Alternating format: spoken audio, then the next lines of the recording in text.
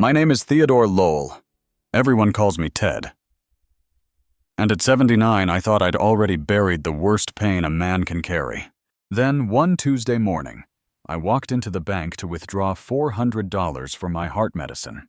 And the teller looked up, leaned across the counter, and whispered, "Sir, you should sit down." The account that was supposed to hold over $200,000, my pension, the money from selling our old farmhouse, was nearly empty. And the only other person allowed to touch it was one of my own daughters. Before I take you back to that morning, please take a moment to like and subscribe, and tell me in the comments where you're watching from and what time it is there. I read every single one. Now, let me take you back to that Tuesday in March. The morning everything I believed about my family fell apart. That morning started like every other one had since my wife passed. I was up before the sun, the house too quiet, my coffee too strong. My daughter Tess came by at 7 o'clock the way she did every single day. She let herself in's back, set a bag of groceries on the counter, and started sorting my pills into the little plastic organizer with the days of the week printed on top. "Morning, Dad," she said. "You take the blue one yet?" "Waiting on you to nag me." She smiled. 52 years old, and she still had her mother's smile for 6 years. Ever since the stroke scared us all, Tess had been my hands and my feet. She drove me to the cardiologist. She fixed the gutters. She cut my toenails when I couldn't reach, and never once made me feel small about it. She lived 20 minutes away and worked part-time at the bakery. And somehow she was always here. My other daughter, Diane, lived 2 hours off in the city. She was the one with the title, the corner office, the husband who golfed. She called on holidays. "Got your new prescription ready," Tess said. "And they want the physical therapy deposit in cash. $400 all told." "My card's been acting up," I said. "Declined at the hardware store twice this week. Probably the chip. I'll run to the bank and pull cash, save you the trip." "No," I said more sharply than I meant. "A man likes to handle his own money." "I'll go, I need the air." She studied me a second, then let it go. "Okay, Dad, don't forget your scarf." I grabbed my checkbook off the counter and shrugged into my coat. I had no idea. The bank was quiet on a Tuesday morning. Just me, a young mother with a stroller, and Ruth Abernathy behind the counter. I'd banked with Ruth for 15 years. She knew my late wife by name.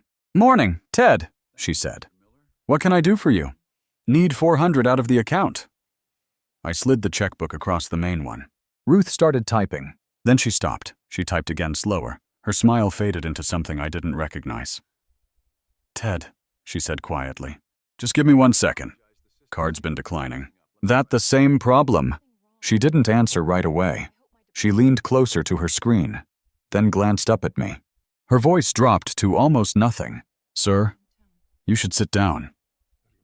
I laughed because it seemed like a foolish thing to say to a man standing at a bank counter. "Ruth, it's me." "What's the matter?" "The balance," she said. "There's $12 in the account." The words wouldn't line up in my head. "That's not possible. There should be over 200,000. "Ted, please sit down." She came around the counter and pulled a chair over. I gripped the counter instead. "There's a mistake," I said. My own voice sounded far away. "Ruth, please just tell me there's a mistake." But she didn't tell me there was a mistake. She printed something. 3 pages still warm, and laid them in front of me. Rows and rows of transfers. Large ones. Thousands at a time. Over 3 months. And next to each one the same name over and over. Diane Lowell Hayes.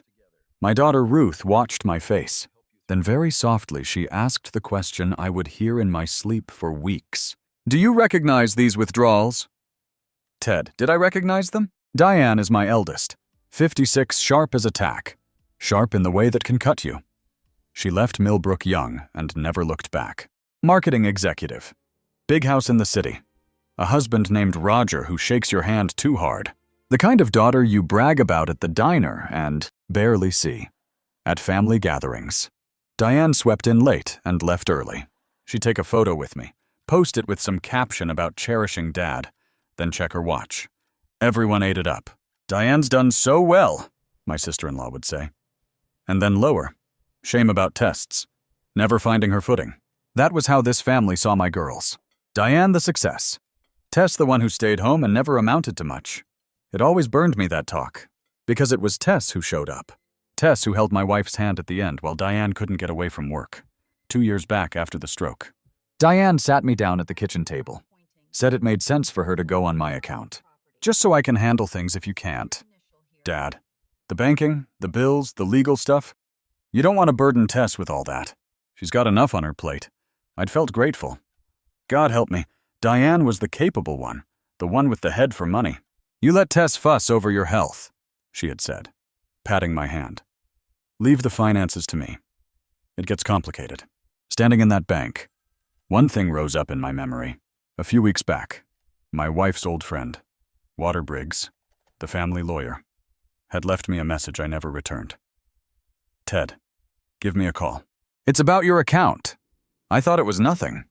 I was starting to think I'd been a fool. I drove home with the printouts on the passenger seat.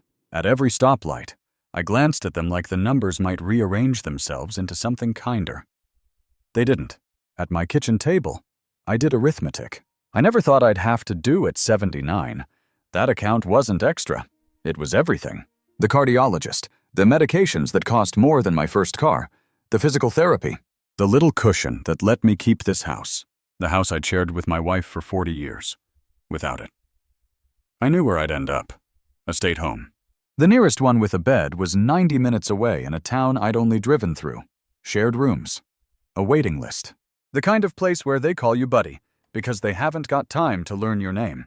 I thought about my wife and what she'd say if she saw what one of our girls had done. My hand shook as I called Diane. Straight to voicemail. I called again. Voicemail. I texted slow, one finger at a time. Call me. It's about my account. It's urgent. Nothing. An hour later, my phone buzzed. Not Diane. My sister-in-law, Carol. Ted. Sweetheart. Heard you've been having some money trouble. Diane's just beside herself worrying about you and Tess. Let us know if there's anything we can do. XO. I read it 3 times. Money trouble. Diane's worrying about me and Tess. I set the phone face down on the table and stared at the wall my wife had picked the paint for. The question wasn't only where my money had gone anymore. The question was, what exactly my daughter had already told the rest of the family, and why she'd dragged Tess's name into it. That evening, after Tess had gone home, I went looking through my wife's old desk. She'd kept everything's in there. Every receipt, every birthday card, warranties for machines we'd thrown out a decade ago. I sat in the lamplight and pulled open the bottom drawer. Tax forms. Insurance. A photo of the 2 of us, young and grinning, on the farmhouse porch. And then near the bottom, an envelope that didn't look old at all. Crisp white, a clean Sarah Frattern address. Briggs & Associates. Attorneys at law. The postmark was recent, about 3 months back. Addressed to me. Unopened. Diane handled the mail when she visited, and somehow this one had ended up filed away instead of in my hands. Walter Briggs. The same name on that voicemail I never returned. My heart was pounding for no reason I could name. Why would Walter be writing to me now? And how had this letter ended up buried in a drawer instead of on my table? The phone rang. It was Tess. Dad, you sound funny. You okay? I almost told her everything right then. But something held my tongue. If Diane had truly done this, and if she'd been telling people Tess was the problem, I needed to understand it before I said a word. I'm fine, sweetheart, I said. Just tired. Found some of your mother's old letters. Got sentimental. Want me to come back over? No. Get some rest. You do enough. I hung up and sat there a long time, the unopened envelope in my swollen hands, my thumb resting on the seal. I didn't open it that night. I don't know why. Maybe I wasn't ready to learn what kind of trouble had been brewing under my own roof. Tomorrow, I told myself. I'll open it tomorrow, by morning. The envelope was still on the desk, still sealed. I'd like to tell you I was being patient. The truth is, part of me was afraid. I made a decision over my coffee. I wasn't going to storm anywhere. I wasn't going to call the whole family and start hollering about thieves. If I did, Diane would just spin it. She'd make me out to be a confused old man who couldn't keep track of his own money. She'd already planted that seed. The worried daughter? The failing father? No, I was going to understand it first. Every dollar, every date, every signature. I spread the bank printouts on the table and read them properly, slow with my reading glasses. I didn't understand half of it. Authorized transfer, account holder. Words from a world I'd left to Diane like a fool. But I knew two people who would understand it. Ruth at the bank and Walter Briggs. There was one more thing, and it shamed me to think it. Diane had spent weeks making this look like Tess. But Tess wasn't even on that account.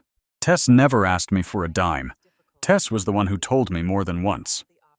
Dad, you should keep an eye on the money side, just to be safe. I'd waved her off. Diane's got it handled. I'd said. I don't want a war with my own daughter, I said out loud to my empty kitchen. I just want the truth.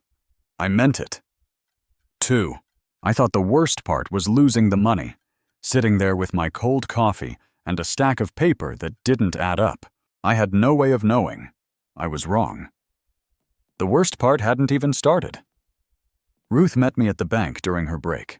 She took me to a little side room with a round table and spread the statements out between us. Tess drove me there and waited in the lobby. I wasn't ready to show her yet. I'm not supposed to give advice, Ruth said. But I can explain what's on the page. Please. She pointed to a line at the top I'd glossed right over. Join owner Diane Lell Hayes.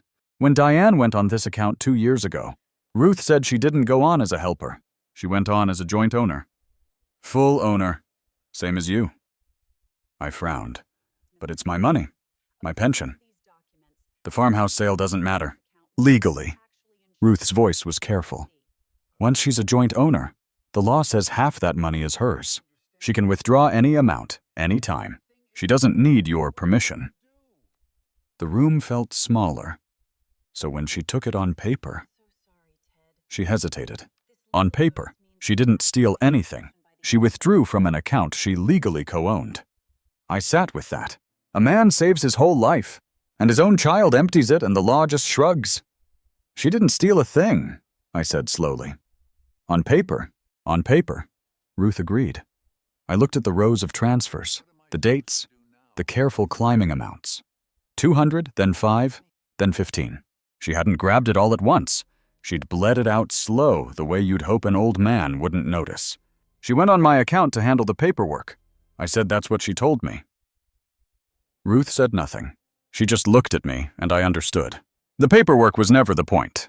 But paper, I was learning, doesn't always tell the whole story. And I was about to find out just how much my wife had kept off the page. I felt the change before I understood it. It was at the diner on Main Street where I've had breakfast most mornings for 30 years. Hal Foster, an old friend, caught my eye from his booth, then suddenly got very interested in his eggs. The waitress, a girl I've known since she was in pigtails, sat down my coffee without a word. In a town the size of Millbrook, you can feel a story moving through it, like a draft under a door. It was Carol who finally said it out loud. She called that afternoon. All sugar and concern. Ted, I have to ask. Diane told us about your account, about the money being gone. My stomach turned. What did Diane tell you that it's mostly gone and that a pause? The kind people take when they're enjoying themselves. That Tess has been taking it from you. She said Diane found out and is just heartbroken. That she didn't want to say anything. But the family deserved the truth. For a moment, I couldn't breathe. She hadn't just taken my money. She'd built a story around it and handed the role of the thief to her own sister, to Tess, the one who'd never taken a penny, the one who showed up every single day. Aki, Carol, I said, and I was proud of how steady I sounded. Tess hasn't touched my money. Tess isn't even on the account. Diane is. A silence, then gently, like she was humoring a confused old man. Oh. Ted, of course you defend Tess, you always have. That was the moment I understood. The truth on its own wasn't going to be enough. I was going to have to prove it. And I was going to have to clear my Tessa's name in front of every soul in this town. Diane finally called me back that night. 3 days of silence, then her name on my screen at 9 o'clock. Dad. Her voice was warm, smooth, the voice she used on clients. I hear you've been working yourself up. Working myself up. I kept my own voice level. Diane. The account is empty. My account. I know. It's a mess. The bank's been a nightmare. Alongside performed for my benefit. Listen, Dad, you don't need to be digging into all this. It's complicated. It's not good for your heart. I'm not digging. I'm reading the statements. A pause. The warmth cooled a few degrees. The statements, she repeated. Your name is on every transfer. Diane. Every single one. I'm a joint owner. Now there was steel under the syrup. I have every right to manage that money. You don't understand how any of this works. Dad, you never did. Mom always handled it. Then help me understand. Where did $200,000 go? She didn't answer that. Instead, her voice dropped low and almost kind, which was worse than shouting. You want to be careful here, she said. You start making accusations at your age with your memory. People are going to wonder if you're still all there. Tess included. You don't want them thinking you can't manage. You know what comes next. There it was. Not a daughter. A threat wearing my daughter's voice. And the thing she was threatening me with was the home. The 90-minute drive. The shared room. I'm not making anything up, Diane, I said. I'm just reading the statements. Get some sleep. Dad, we'll talk when you're thinking clearly. The line went dead. I stood in the dark kitchen, the phone still warm in my hand, and felt something settle. Cold and certain. I'd crossed a line I couldn't uncross. The only way out now was forward. Briggs & Associates turned out to be 2 rooms above the hardware store, with a coffee maker older than my truck. Walter Briggs was a thin man near my own age, reading glasses pushed up on his forehead, a handshake gentler than I expected. Ted LOL, he said, settling behind his desk. I've been trying to reach you for months. I know. I'm sorry. I didn't get your letter until this week. I told him why. The drawer. The mail Diane handled. The empty account. He listened without interrupting, fingers laced together, when I finished. He was quiet a moment. I can't tell you everything your late wife and I discussed. He said privilege survives her. You understand? My wife that stopped me cold. What's Margaret got to do with any of this? He took off the glass, folded them. Before she passed, your wife came to see me more than once. She was worried. Ted. About Diane. About how Diane handled money. And about putting her on that account. My chest went tight. Margaret never said a word to me. She didn't want to turn you against your own daughter on a feeling, he said gently. So, she did some quiet things instead, to protect you while she still could. Margaret, 40 years of marriage, and she'd been guarding my back even at the end. Protect me, how he smiled, but didn't answer. That part I can't say yet. It isn't mine to tell. Then whose is it hers? He stood, signaling the end. Your wife left instructions for when this day came. And it's come. Give me a few days to put it together. I left with more questions than answers, but for the first time in a week, I felt something other than dread. My Margaret had seen this coming. From the grave. She was still looking after me. Knowing Margaret had left a plan and being able to use it were 2 different things. I went back to the bank and asked them to freeze the account. The manager was polite and immovable. It's a joint account. Mr. Lell, either owner can access it. You can't lock your daughter out without a court order. A court order. The word sat in my mouth like a stone. I tried the family next. I called my nephew Raymond, a level-headed man, and asked him to just sit and look at the statements with me. He hemmed and hawed. Uncle Ted, I don't want to get in the middle. Diane says you've been confused lately. That this whole thing is upsetting you and Tess is making it worse. Raymond, I have the papers right here. Her name's on every line. I'm sure there's an explanation, he said. There always is. And just like that, another door closed. Meanwhile, the bills didn't stop. The cardiologist's office called about a balance. The pharmacy needed the new prescription paid.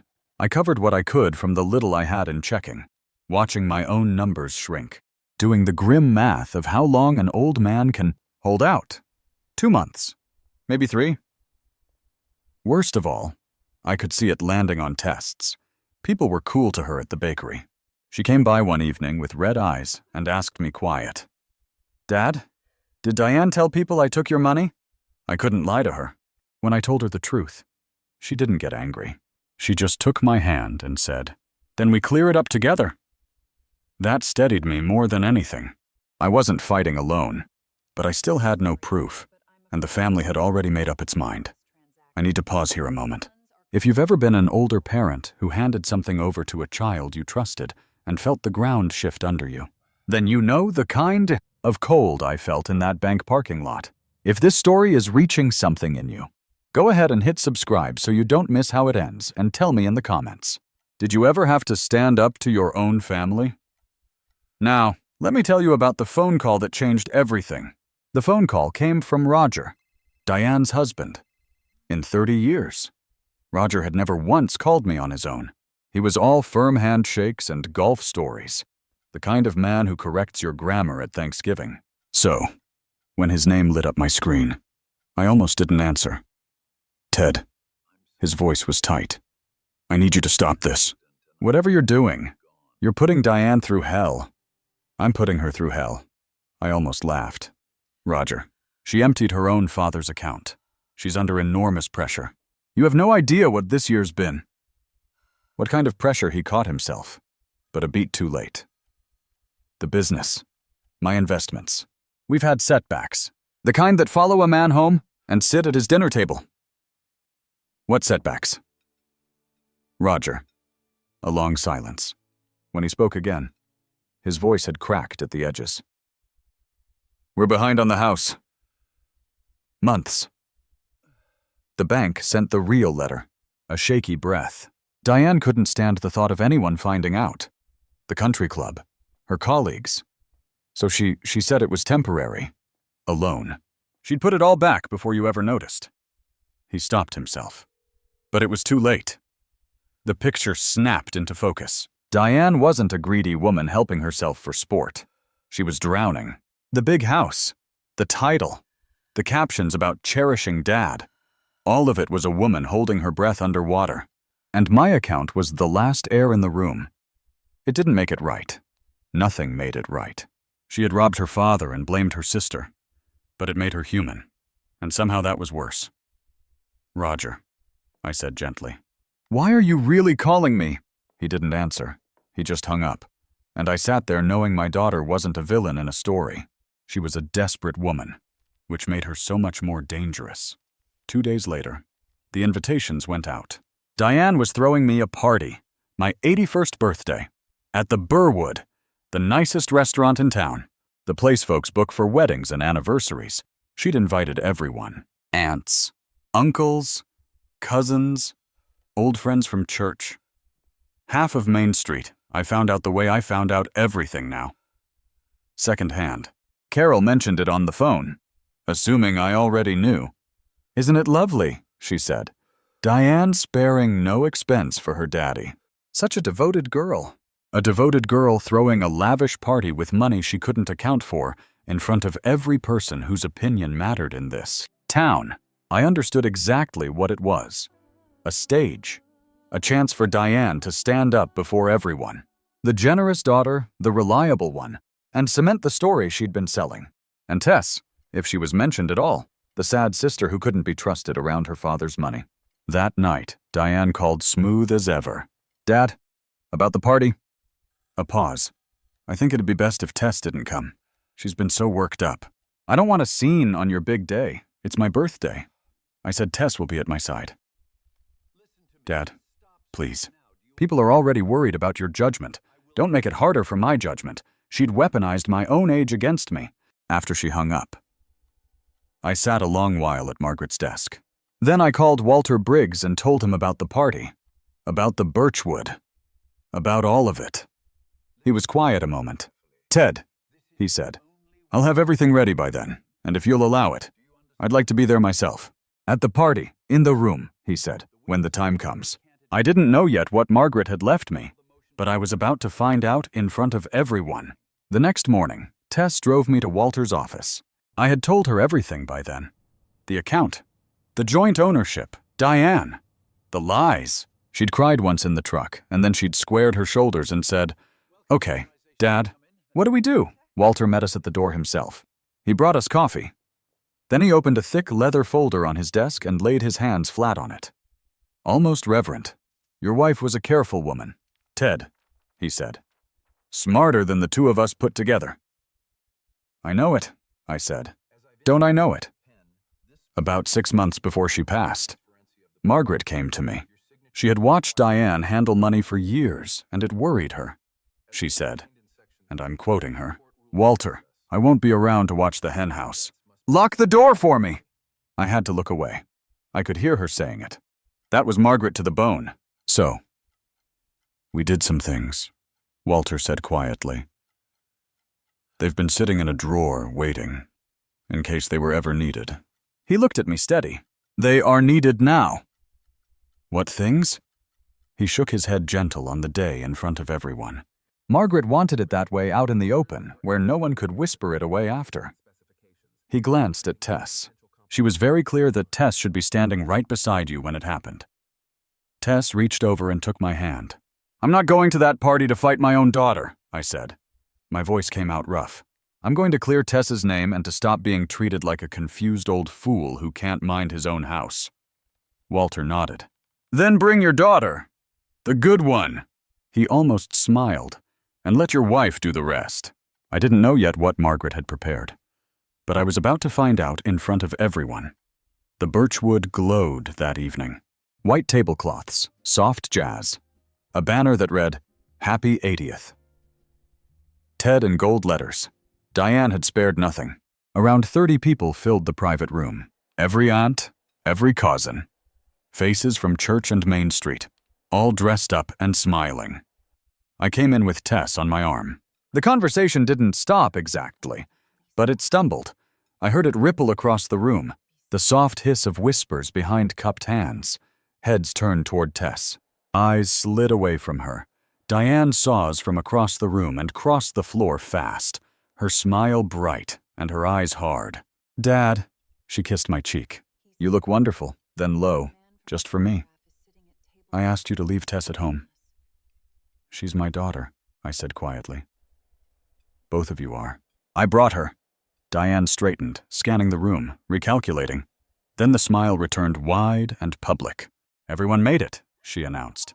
Wonderful family is everything, isn't it?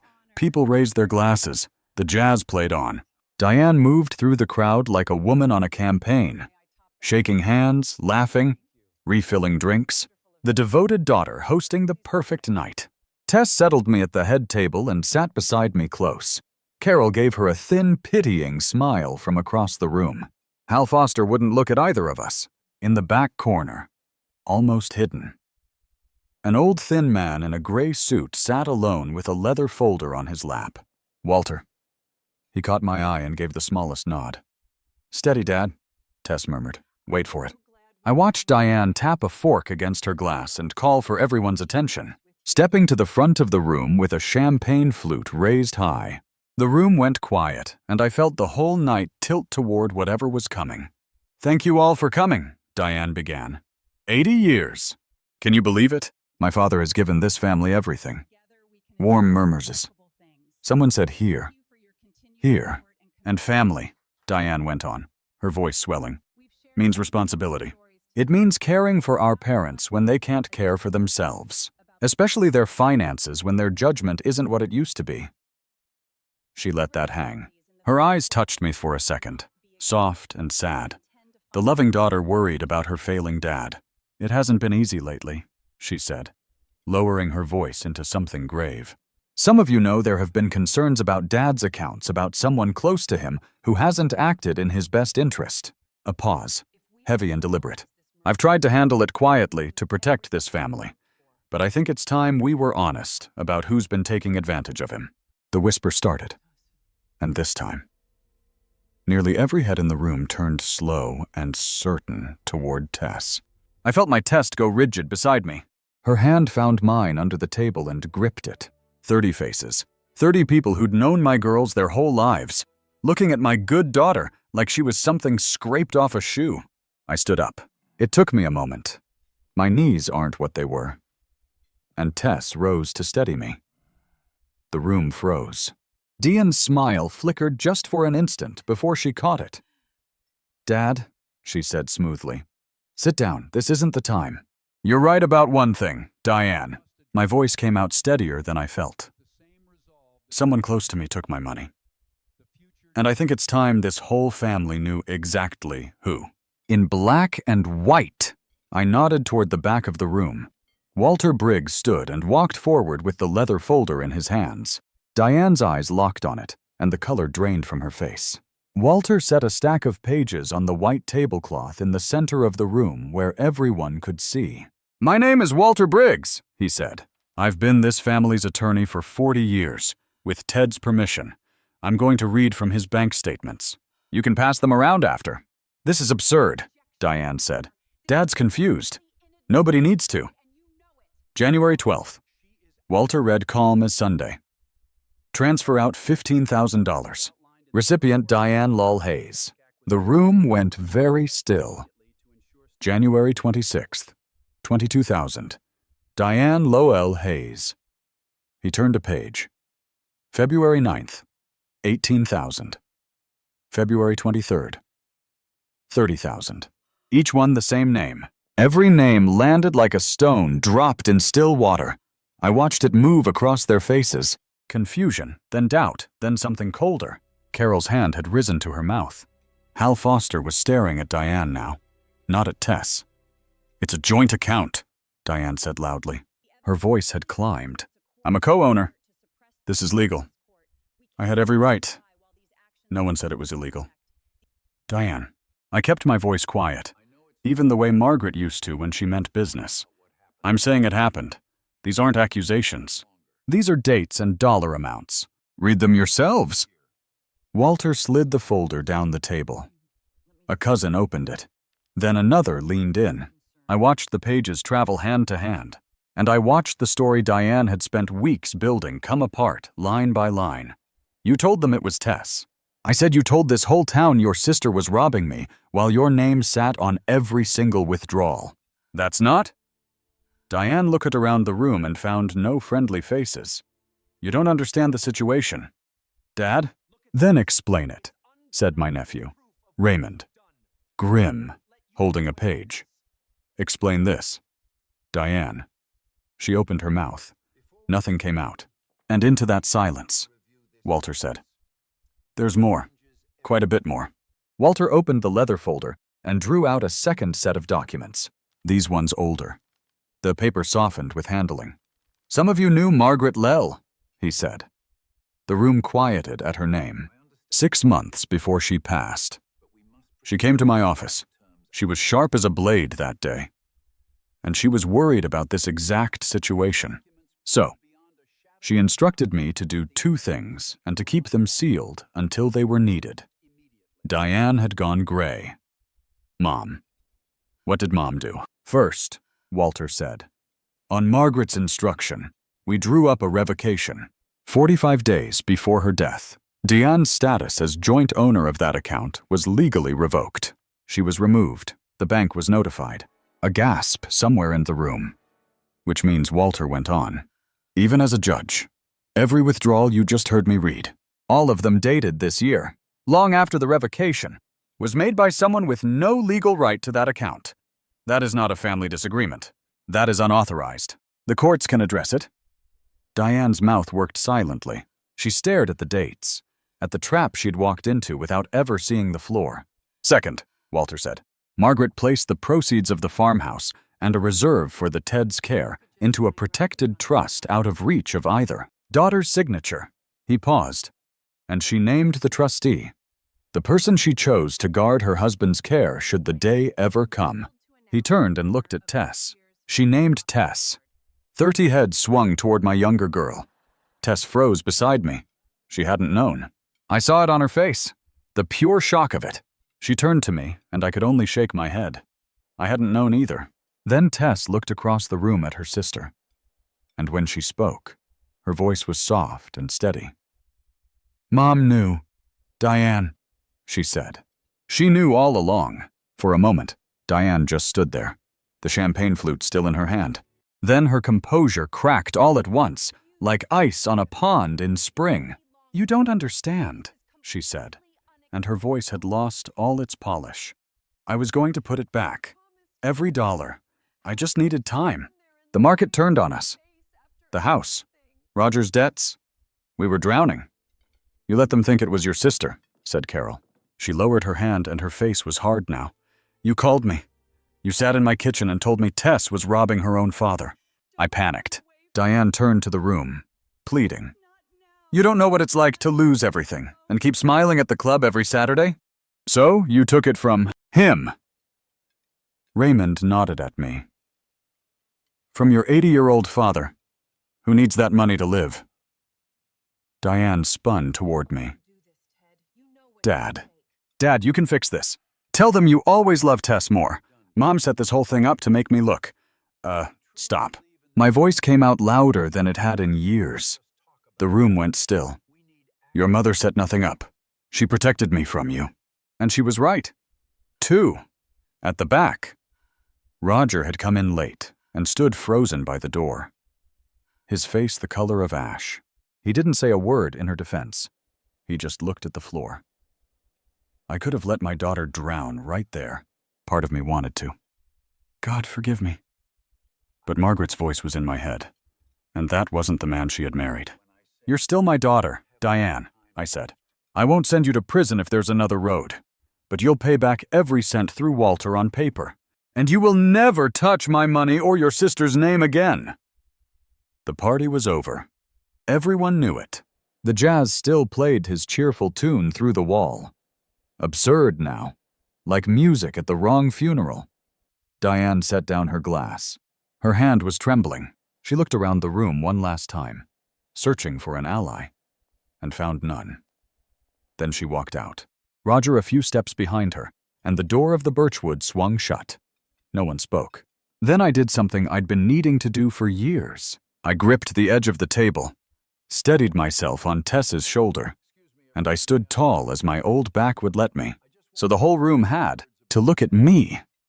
I want to say something about my daughter. Tess, I said. The room held its breath. For 6 years, this girl has driven me to every appointment.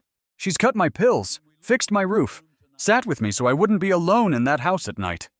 My voice wavered, then held. She did it while the rest of you called her the one who never amounted to anything. I looked around slow and deliberate. She amounted to everything. You all just weren't looking. Tess was crying. So was I. I won't pretend otherwise. Carol was crying, too. Raymond came over and put a heavy hand on Tess's shoulder. We owe you an apology, Tess said gruffly. Every one of us, one by one. The faces that had turned away from her at the diner turned back. Not with pity. This time with something closer to shame and respect. I sat back down, worn out and lighter than I'd felt in months, and took Tess's hand. Your mother knew what she had in you, I told her. And now, so do they. Walter moved fast in the days after the party. He filed an emergency motion, and a judge froze what remained of any account Diane could still reach within the week. The protected trust was already locked tight. That was Margaret's doing, and it held. Whatever Diane still had, the law now had its hand on her shoulder. We sat in Walter's office, Tess and I, while he laid out the options on his old wooden desk. You could press criminal charges. Ted. He said the withdrawals after the revocation were unauthorized. A prosecutor would have a real case. I sat with that a long moment. Then I shook my head. She's still my child, I said. Margaret would never forgive me if I put our daughter in a cell. I want the money back. I want her out of my accounts. That's all. So, Walter built a different road. A structured repayment agreement signed and binding in exchange for not pursuing charges. Diane facing prison signed every page. It wasn't all there. A good deal of it was simply gone, swallowed by debt and bad investments. But between the trust Margaret had protected and the assets Diane was forced to liquidate, the numbers came out where they needed to. She sold the second car, the jewelry, a vacation condo they'd been underwater on for a year. In the end, she repaid around $120,000 on a schedule Walter would enforce. Combined with the trust my wife had locked away before she died, it was enough. Enough for the medications. Enough for the cardiologist. Enough for the physical therapy. And the aide who comes twice a week now. And for me to stay exactly where I belong. In my own bed. In the house Margaret and I built. That 90-minute drive to the state home never happened. Diane and Roger lost the house anyway. The repayment took whatever the bank hadn't already claimed. In a town the size of Millbrook, news travels faster than any billboard. The story of the Birchwood was everywhere. Within a week, the colleagues she'd been so afraid of finding out. They found out. The country club she'd robbed her own father to keep up appearances at quietly let her membership lapse. I won't pretend I didn't grieve it. She's still my daughter. I taught her to ride a bike in that farmhouse driveway. I walked her down the aisle. About a month after the party, a letter came, her handwriting shaky on the envelope. Inside a single page. She didn't ask for anything. She just said she was sorry, and that she understood if I never wanted to see her again. I read it twice. Then I set it in Margaret's desk drawer in with the old receipts and the photo from the porch. I haven't answered it yet. Some wounds a man has to sit with before he knows what to say. But I keep it. That counts for something. Then one gray afternoon, there was a knock at the door and Roger stood on my porch. No firm handshake, no golf story. Just a tired man holding his hat in both hands. I left her. Ted, he said before I could speak. After it all came out. I should have stopped her a long time ago. And I didn't. He swallowed. I came to say I'm sorry to you and to Tess. I knew, and I helped her hide it. I looked at him a long moment. Then I stepped back and held the door open. Coffee is on, I said. Tess is in the kitchen. You can say it to her yourself. The hardest part wasn't Diane. It was everyone else. The same relatives who'd looked through Tess at the diner now couldn't do enough for her. Carol started calling every few days. Cousins who hadn't spoken to either of us in years sent cards. Hal Foster stopped me outside church and gripped my hand and said how sorry he was, how he should have known better. I'll be honest. There was a part of me, the proud, stubborn part, that wanted to be cold to them. They'd believed Diane over my test in a heartbeat. They'd tried my good girl and convicted her on a phone call. But cold doesn't warm an old man's house. And it wasn't who Margaret raised me to be. So when Carol came by with a pie and a long tearary apology, I let her say it. I made her coffee. And then, gently, I told her the truth. I'm glad you see it different now. Carol, I said. I am. But I wish you'd asked me first, or asked Tess before you decided she was a thief. She started to defend herself, then stopped. You're right, Ted. I'm ashamed. I know you are. And I meant it. We're all right. But this family's done treating Tess like the one to blame. She earned better from all of us. That was the line I drew with every one of them. Not anger, just offense. Sat politely but firmly in the ground. Some understood. Raymond became a real friend. Comes by Saturdays to sit with me and watch the ball game. Others drifted off. Uncomfortable around an old man who'd stopped needing their good opinion. I find I can live with that just fine. And Tess held her head a little higher in that town now. It was a long time coming. One evening, weeks later, Tess and I sat on the back porch. It was that soft hour when the light goes gold and everything feels forgiven. She had a quilt over my knees and a cup of coffee going cold in my hands. Dad, she said, can I ask you something? Anything? Did you ever suspect? Diane before the bank. Did Mom ever say anything to you? I was quiet a while, watching the yard go dim. No. I admitted your mother carried it alone. I've wondered why she never told me. I turned to her. I think I finally understand it. She didn't want to make me choose to look at one daughter and wonder. So she handled it the quiet way. Locked the hen house and never made me watch the fox. She made me the trustee, Tess said softly, before she passed. Before any of this. She never told me either. Of course she did. I said it like the most obvious thing in the world. Who else would she trust with my life? Tess, not Diane. Diane was the loud one. You were the one who showed up. Every single day. My voice caught.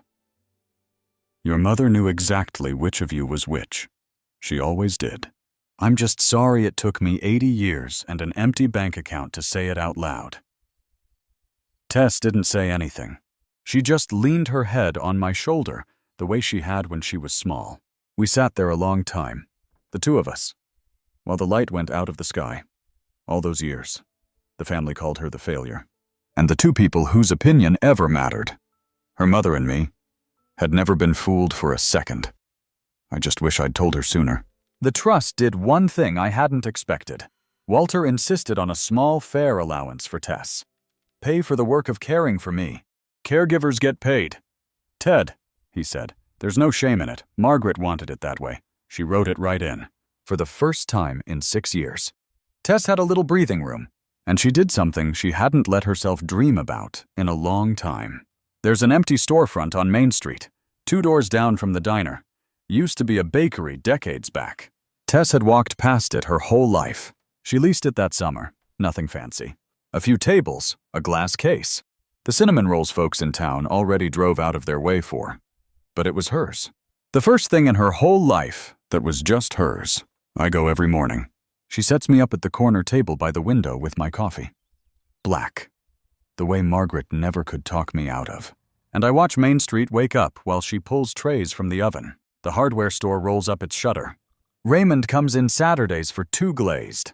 Some mornings my chest aches, and I take my pills with a coffee and think about how close I came to a shared room 90 minutes from this window. Then I look at my daughter, flour on her apron, humming her mother's old songs, and I let it go.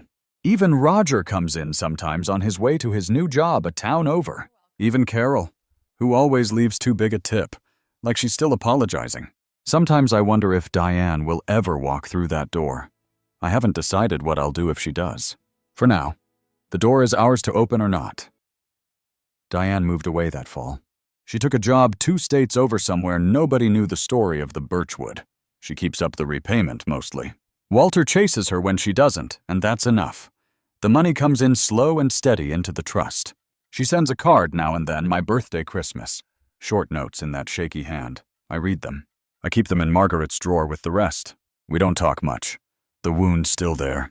Just quieter now. The way old wounds get when you're my age and you've collected a few. Roger and I found an unlikely peace. We're not close, but he stops by when he's in town. And we talk like 2 men who weathered the same storm from different boats. He got his footing. He seems lighter for being out from under it all. There was a young woman, Becca, Carol's granddaughter, who texted Tess in the worst of it, when she felt the whole family had turned on her. Said she didn't believe a word of Diane's story. She turned out to be the real thing. She works weekends at the bakery now when she's home from school. And she's become like family to both of us. The kind you'd choose if a person got to choose. The relatives who came back mostly came back for good. The ones who couldn't handle the new version of us. An old man and his daughter who'd stopped needing their approval, kept their distance. I stopped losing sleep over that a while ago. It's a smaller circle now, but it's a true one. Every soul left in it is somebody who'd have believed my tests in the dark without a stack of papers to prove it. That I've learned is worth more than a room full of people raising their glasses. People ask me sometimes, the ones who know the story, if I ever wanted revenge. If watching my daughter fall apart in that room felt good. The honest answer is no. Not the way they mean. I could have ruined her. Walter said the criminal case was solid. I could have sent her to prison. Taken everything. Made sure the whole world knew exactly what she'd done. There were nights early on when an angry old man wanted just that, but I figured something out somewhere along the way. If I'd done it for spite, if I'd lied or schemed or torn her down just to feel the satisfaction, then I'd have become a little bit like her, and I'd have lost the one thing this mess never managed to take from me, the man Margaret married. I didn't win because I was louder or crueler or more clever. An old man is none of those things anymore. I won because the truth was on my side, and because my wife was smarter than all of us, and because I had a daughter who never stopped showing up. Here's what I'd tell another father if he were sitting across from me at the bakery. Don't wait. Don't wait to tell your good child you see them. I spent years letting this family call my test the failure, and I let it stand because speaking up felt like stirring the pot. That silence cost her more than money ever could. And love, real love, isn't letting your family walk all over you and calling it loyalty. You can love your child and still refuse to let her rob you. You can forgive a person and still lock the door behind them. It took me 80 years to learn that. I hope it doesn't take you as long. This morning, the light came through the bakery window the same way it came through my kitchen that Tuesday in March. Gold and slow and ordinary. The kind of light a man doesn't notice until everything's changed. Tess pulled the first tray of cinnamon rolls from the oven. The whole shop filled with the smell of it. The same smell that used to come from Margaret's kitchen on Sunday mornings. I was in my corner by the window, quilt over my knees, both hands wrapped around my coffee. Tess set a warm roll on a plate and carried it over to me. "Here you go." "Dad," she said. I looked up at my daughter, 52 years old, flour on her apron, her mother's smile. "Thank you, Tess." I made sure to say her name. "I say it a lot now. I spent too many years letting other people say it like an apology." She sat down across from me. Outside, Main Street was waking up. Raymond would be in around 9 o'clock for his 2 glazed. "You did good, you know." I told her all of it. "Your mother would be proud. I'm proud." She had to look out the window for a second. Then she squeezed my hand. "A long time ago, a bank teller looked up at me and told me to sit down like the floor was about to fall out from under my life." And it was. Everything I thought I knew about my family came apart in that little room. I'm glad I sat down. I truly am.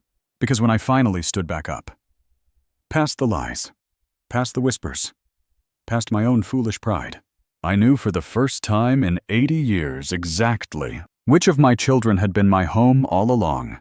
And I'll never let her forget that I know it.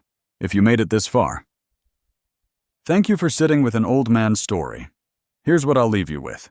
The child who does the quiet work is rarely the one who gets the applause, but she's always the one who matters most. If there's a son or daughter like that in your life, don't wait like I did. Tell them today and tell me about them in the comments. I read everyone. If this story touched you, give it a like and subscribe. I've got more stories like it linked down in the description. I'll see you in the next.